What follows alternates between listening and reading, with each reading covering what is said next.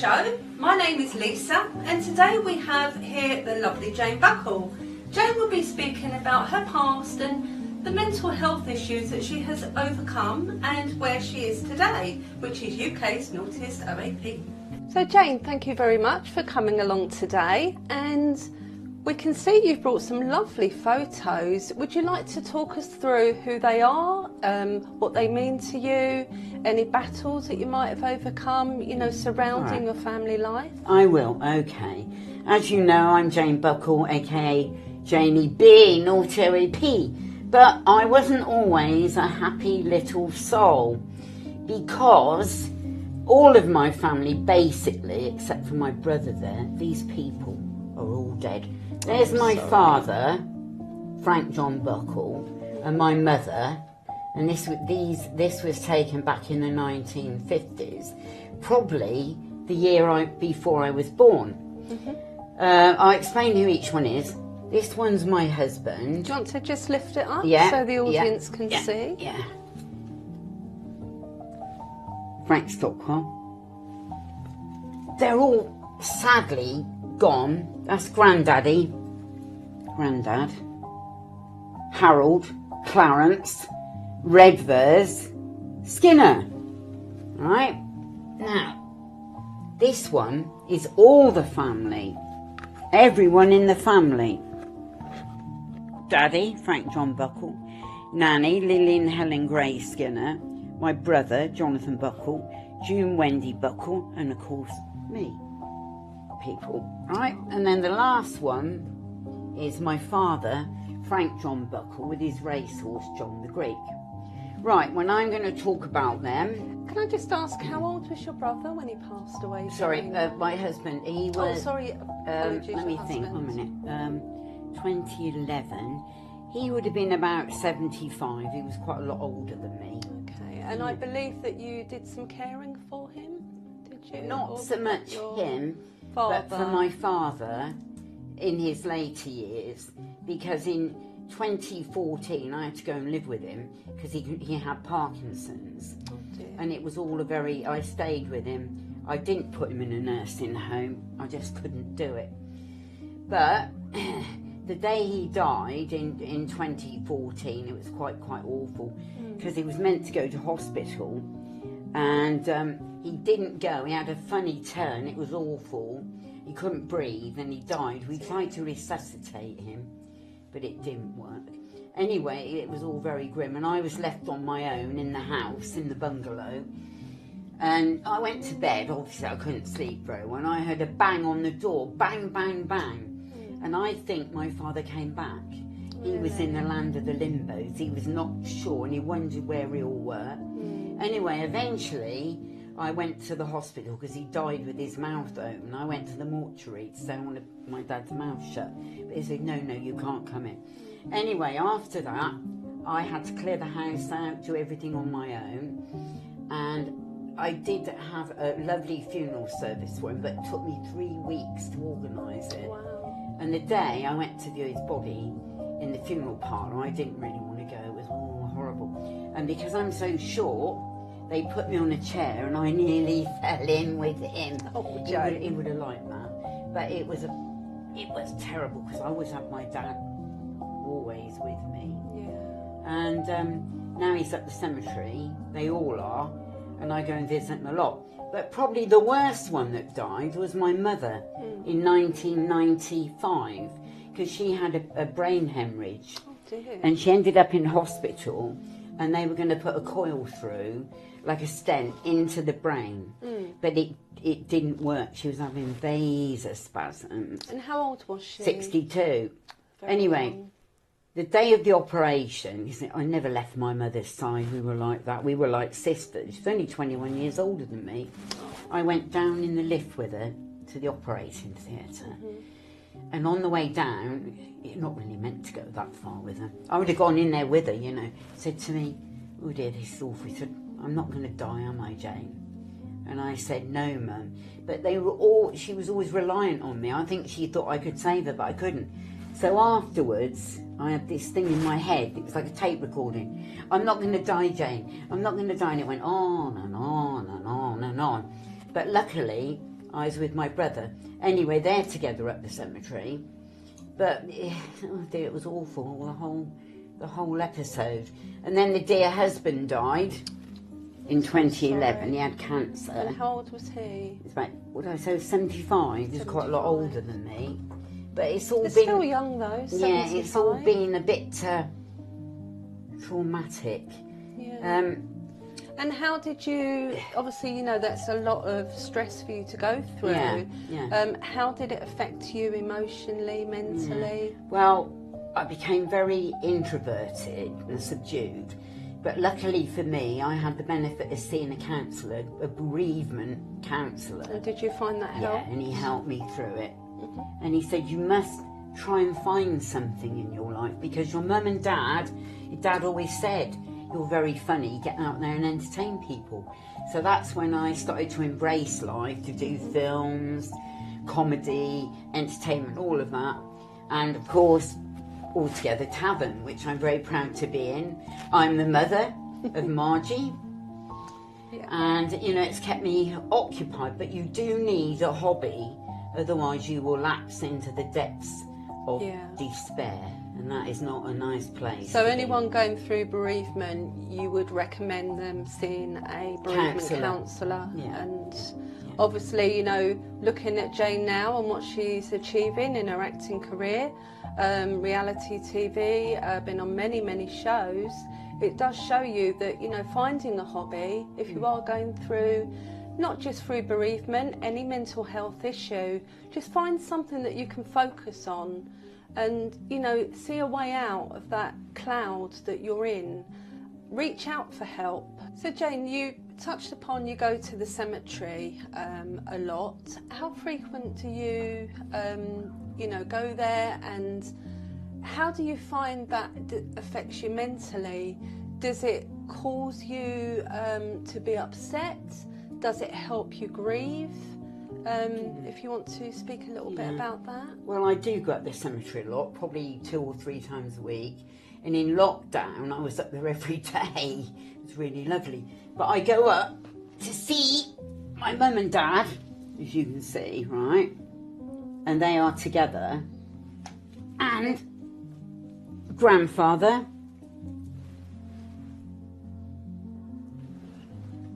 And where's the granny? Granny's there.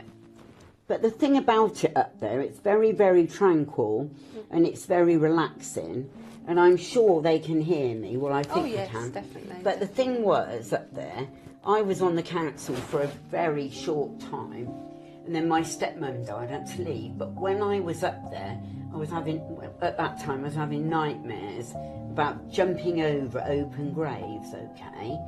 And I put 2 and 2 together, and it was the paupers were up there, but no one had recognised they were there. There were just these big dips in the ground where the coffins had gone in and they'd sunk, and they were feeling very miserable, I could tell. So when I was on the council, I got a big stone put up in a plaque, and it says on there, in memory of the workhouse. I think it was 14/8 to 1940. And there's thousands buried there. And since I had the plaque put up and the statue, I haven't had any more bad dreams. Really? And are you spiritual as a person? Well, I think it showed me in a way, that time when I thought my dad was banging on my bedroom door and that. And because I resolved it and got a plaque put up, and everything is all right now. That's really sweet of you to do that. I like doing that, yeah. But it does help going to the cemetery.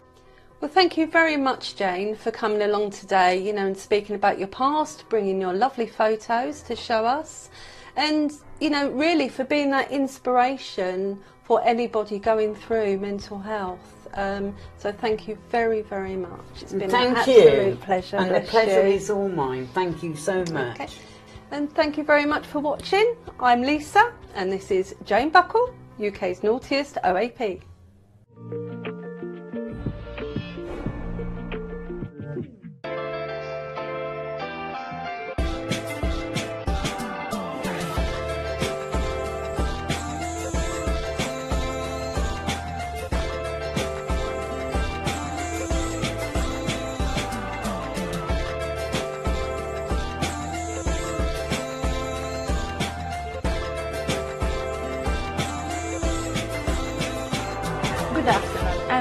and today I have here with me Mr. Elias Hadjikemes, Brussels-based cyber. It's a senior European advisor on security and defense, also member to the International Institute for Strategic Study of London, UK. Currently he works for Union European. Today we will have a little conversation about mental health importance. You are welcome. It's a great pleasure for me to be here.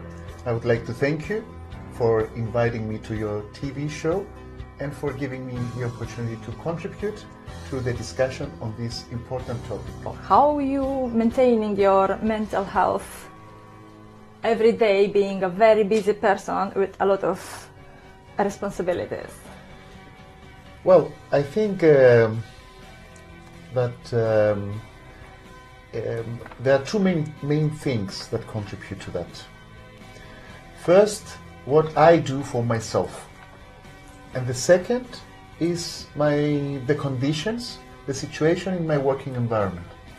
On the first, I've managed to have a routine, and when you have a routine, it helps you have less stress and less anxiety to have some more time for yourself.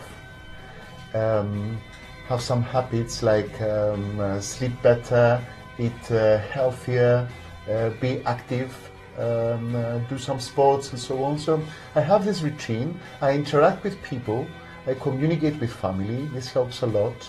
I go out with friends. So this helps me maintaining my mental health.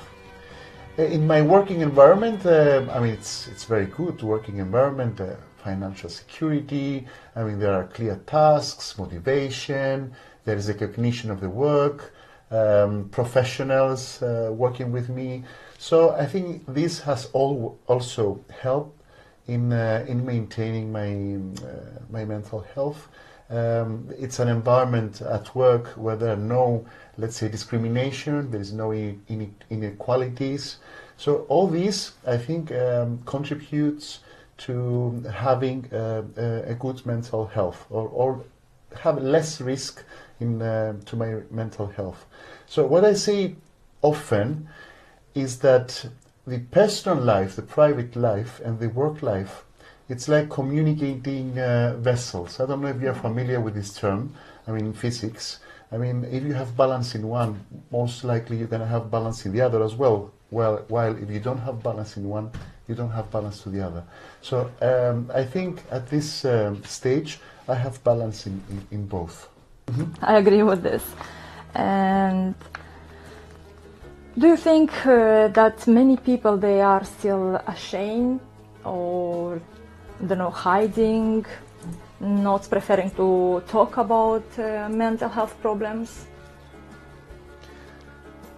Well, shame is a strong word. It's a hard. It's a painful situation, which for sure sometimes leads to loneliness and depression.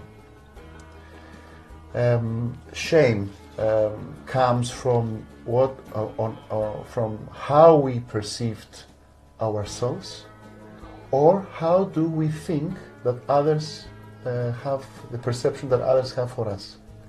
And this is really hard. I mean, there are people that think about it, and it's really negative. Okay, and I mean, when you face problems or you feel like there's a problem with your mental health, you don't easily go out and you don't easily share with others, because you're going to be thinking probably that you're going to be mocked, or you're going to be, I don't know, considered as a lunatic, or being a strange person.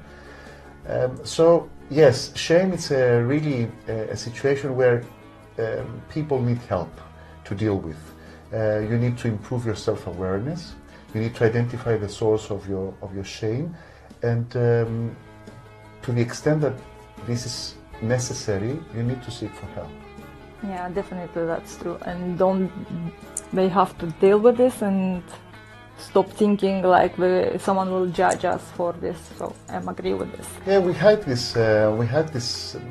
People tend to hide it because they don't want to be perceived as psychos. Yeah. Which is a normal situation. It could happen to anyone, right? Yeah. And I mean, just imagine where in particular moments in time. I mean, even in the recent past, like in the COVID situation. I mean, more people had issues. Okay. Now, even with the situation in Ukraine, more people. This situation causes people. I mean, this is insecurity. This fear may bring a lot of people in this situation. So, in these cases, you need to seek help. And also, what I would like to say is that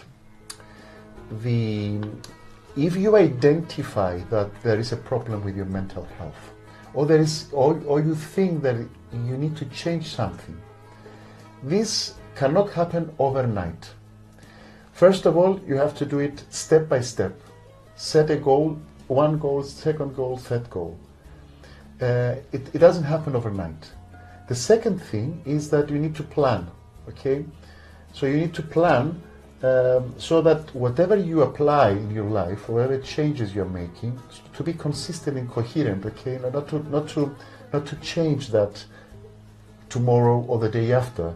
So you need to plan, and this is really important. And I think from my experience, having seen people in this situation, I think that you need to reshape a little bit reshape your thinking. Mm-hmm.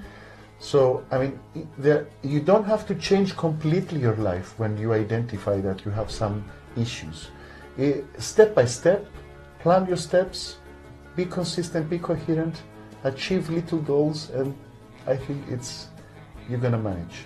Yeah, you mentioned about the Ukraine, and I am from Moldova, so I remember when this started, how affected me, because I have family there. So I'm still thinking about them. If something will get worse, what's gonna happen? And I'm always thinking about my mom, my sister, my brother, because I have a lot of members of family there. So another reason. You're right. I mean, there is a tendency. I mean, where in these shocks, when we have these shocks, the first thing we do is to look at the economy. But eventually, there are implications also to the social well-being. Okay, mm-hmm. So I think that it's natural under certain circumstances, people to find themselves in this situation. Mm-hmm. I mean, people are losing their job. I mean, financial insecurity is a big issue.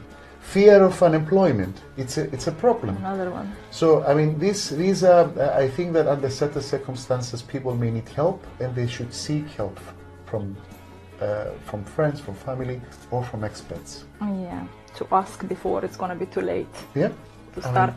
For sure. Yeah. So, do you think the men are less subject to being affected of mental health disease? No, I think it's the same. For all people, it's the same. What happens normally with men, I mean, since they are, even when they are young boys, they learn not to, to tolerate pain and don't cry, because crying is, let's say, a sign of weakness, and they believe that if they should appear strong. So the chances are that they will not admit it, because that will be against the model and the culture that they grew up with. But I think that all people have the same chances in getting in this situation. Yeah, there's no one that's secure of this. It has been my pleasure to have you here today, and thank you very much for accepting my invitation. Thank you for inviting me. It was a pleasure for me.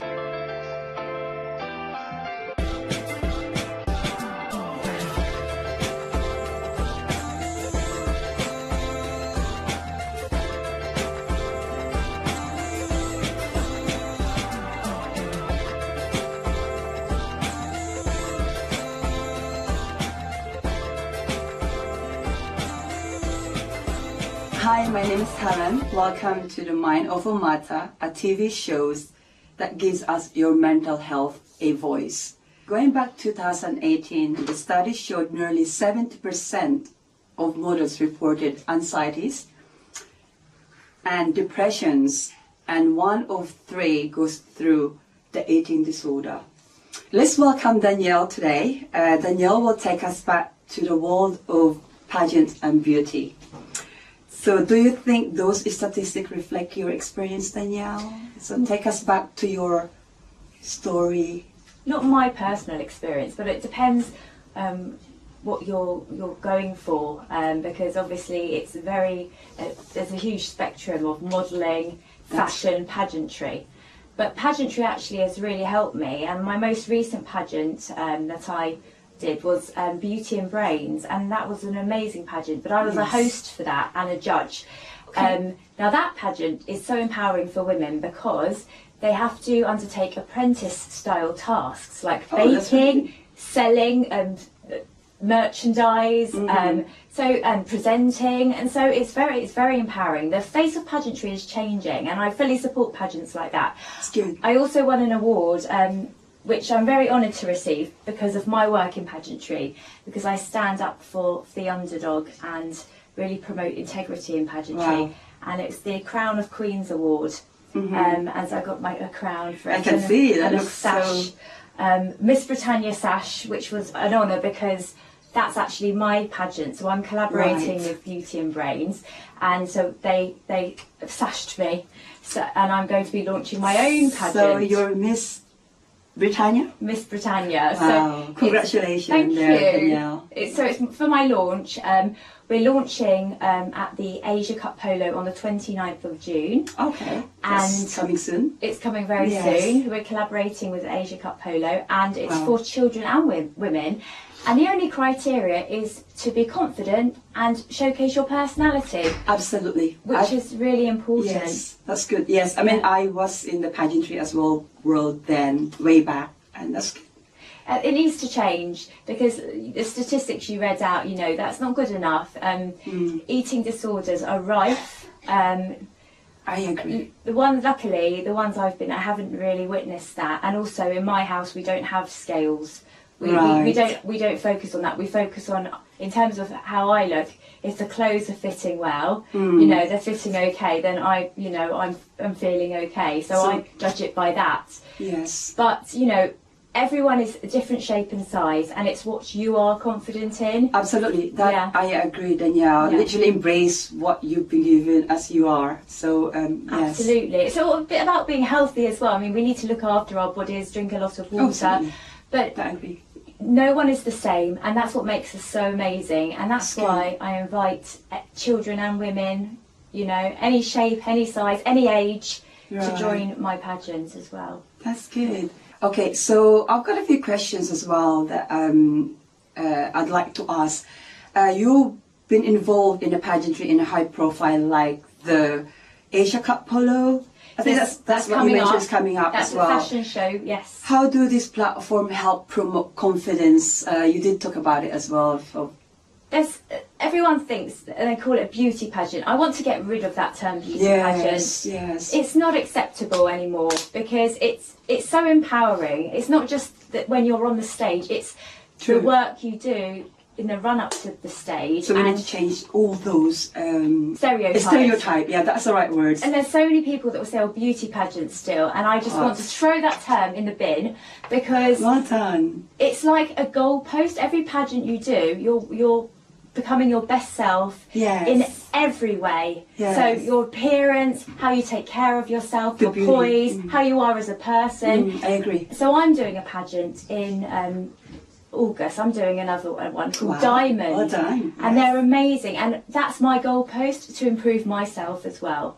So I think that it needs to be, it's not just on stage and beauty, it's about your journey, and it's about being, the judges need to look at your journey. It's not just on the day, it's about how you are as a person, your consistency, your hard work. Yes, well, thank you. Thank you for sharing us your story today, Danielle, and literally changing the behind the scene of pageants and fashion. So all women should be equal. Everyone's and beautiful. Absolutely. Everyone that I is agree. beautiful. Yes. And I encourage women to have a go at this because it's not what you think. So any age can. Any age. So for my Miss Britannia, any age can join Yes. from age 5, So I can 50 join. plus. Yeah, any age. Brilliant. Can join. Because Thank you. I was in the first pageant and I stood up for the older category, and these women had been in pageantry for 50 years, and I have a lot of respect for those women, and age is just a number at the end of the day. That I totally agree. Age is just a number, and it depends on how you literally look at yourself Absolutely. and introduce yourself to the world. It really is. Well, thank you so much, Sonia, for sharing your story today about beauty and pageants. Thank you. Thank you.